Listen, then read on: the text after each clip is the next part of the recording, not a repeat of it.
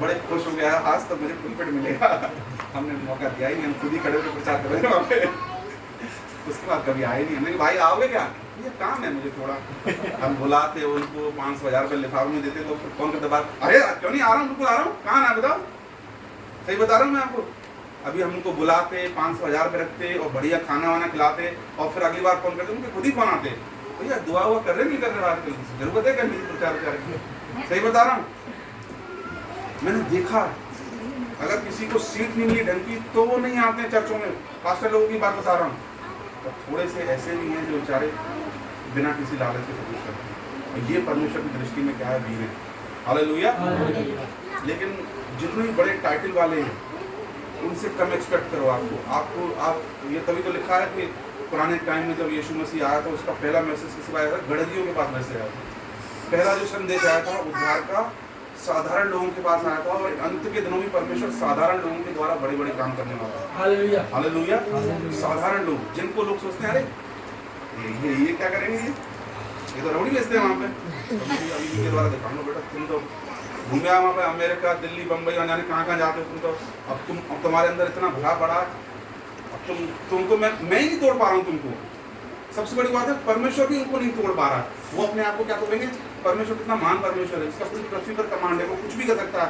परमेश्वर तक उनको नहीं तोड़ पा रहा है। क्यों? कि परमेश्वर ने स्वतंत्र इच्छा दे रखी है सबको।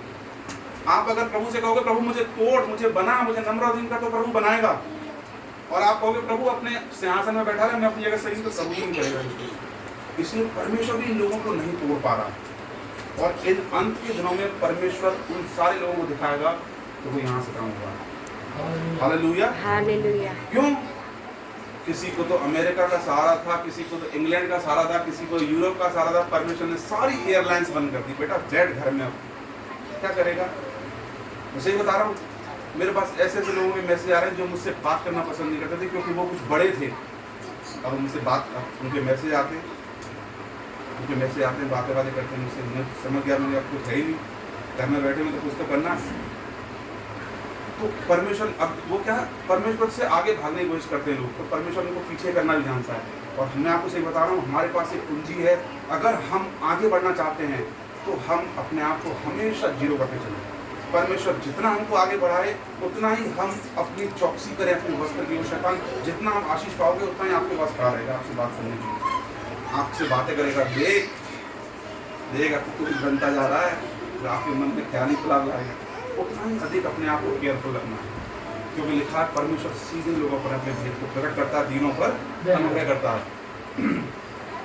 अर्थात मिस्रियों, यहूदियों, एदोमियों, अमोनियों, मुआवियों को और उन रेगिस्तान के निवासियों को जो अपने गाल के बालों को मुड़ा डालते हैं, क्योंकि ये सब जातियां तो खतना रहते हैं और इजराइल का सारा घराना भी मन में खतना रहता है। परमेश्वर क्या है, बहुत नाराज है उन लोगों से कम नाराज है कलीसियाओं में अगुओं से ज़्यादा नाराज है। क्यों? कि परमेश्वर साफ कह रहा है कि बुद्धिमान अपनी बुद्धि पर घमंड न करे। किसी को बुद्धि का घमंड है, किसी को पैसे का घमंड है, किसी को अपनी ताकत का घमंड है। और थोड़े हैं जो परमेश्वर पर घमंड करते हैं, और थोड़े हैं जो क्या है, चर्च में न्याय के काम करते हैं। आजकल सबसे ज़्यादा अन्याय कलीसियाओं में ही हो रहा है, सबसे ज़्यादा गुटबाजी कलीसियाओं में हो रही है। पास्टर से नफरत करता है। अरे मैं तो उस दिन के लिए देखने के लिए तरसता हूँ। मैं तो प्रभु से कई बार प्रश्न करता हूँ, प्रभु हमारे संडे को हमारा चर्च मीटिंग होती है, कभी पास्टर लोग हमारे चर्चों में अपने चर्च को छोड़कर क्यों नहीं आते? आप उनको इन्विटेशन दोगे ना कि भाई वहाँ पे अमेरिका से प्रचार करने का एक निमंत्रण आया है, तुरंत बोरियां तैयार, कपड़े तैयार। आप बोलोगे ना भैया वहाँ पे गाँव में कुछ लोग हैं, उनको भी सेवा दे दो कभी अपनी। ये क्या पता है, ये सब परमेश्वर के वचन के लोगों ने चाहिए। पास्टर से नफरत निकाल, एक पास्टर दूसरे पास्टर से मिलना नहीं चाहता, और ये मेरी भेड़ वो मेरी भेड़। क्यों? कि सब यीशु मसीह की भेड़ है। ये क्या पता है, ये कॉन्ट्रैक्टर हैं, ये ठेकेदार हैं, सब ये सेवक नहीं है। यीशु मसीह कहता है कि मजदूर थोड़े हैं। वो कहता है कि ये मेरी भेड़ ले गया, कहता है ये मेरी भेड़ ले गया। और भैया नाराज नहीं हुआ? 4,000 महीने देती थी, भेड़ चली गई तो नाराज नहीं हुआ भाई? कहीं ना कहीं कुछ ग्रीड है, कहीं लालच है, तभी तो आदमी।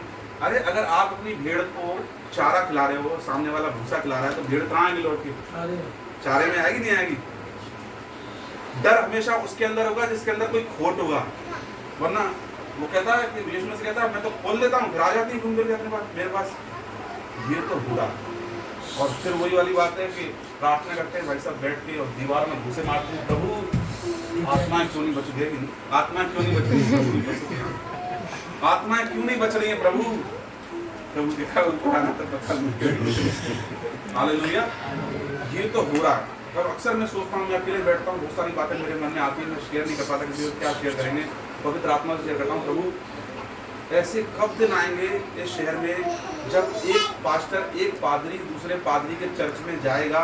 अभी पास्टर को जैसे कहीं जाना और सेवकाई बुलाया जाए तो पास्टर क्या करते हैं, दूसरे को नियुक्त करके चले जाते हैं वहाँ पर दूसरे शहर से। लेकिन अगर आप उनको अपने चर्च में बुलाओगे ना, उनके पास बहाना क्या होता है, अरे हमारे चर्च की तो जिम्मेदारी है, क्यों भैया अमेरिका जाते हो तब क्या करते हो, चलो वहाँ से हरे हरे मिलते हैं वो डॉलर, ये मिलता है वो मिलता है, तब क्या चले जाते हो किसी को नियुक्त करके शहर में। मतलब कोई वाली बात है, कौन सी कहावत है, घर में दिया से अंधेरा कभी दिया तले अंधेरा, ऐसी कुछ है कहावत। मतलब यहाँ पर जरूरत है लोगों की, यहाँ पर संगति की जरूरत है, यहाँ से मतलब नहीं है, और 7 समुंदर पार मतलब है लोगों से। सही बता रहा हूँ, यहाँ कहीं ना कहीं क्या है, प्यार की कमी है इसलिए, और यही कारण है कि चीजें नहीं होगी। और यही कारण है फिर पता है क्या कहते हैं, अंत के दिनों में तो लिखा है ना बाइबल में, क्या लिखा भैया, प्रेम की कमी हो जाएगी लोगों के अंदर। अरे तेरे अंदर कितना प्यार भरा बड़ा, कभी नापा तराजू में रखे तूने, तेरे अंदर कितना, जबकि बाइबल में साफ परमेश्वर प्रकाश की पुस्तक में कि अब जो मलिन है वो मलिन बना रहे हैं, और जो धर्मी है वो, इसका मतलब क्या परमेश्वर कमजोर हो गया क्या?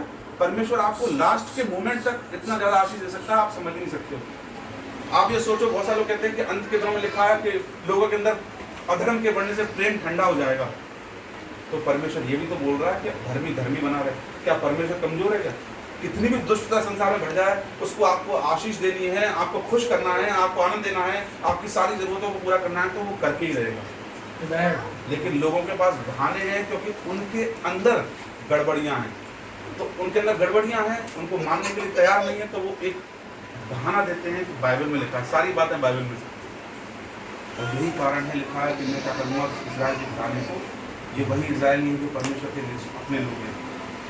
लेकिन हम लोगों को क्या करना है, हम लोगों को इन सारी बातों से अपने अंदर सीख लेनी है। हम लोगों को क्या करना है, हम लोगों को, हम सबको अपने जीवन को नम्र और दीन करना है।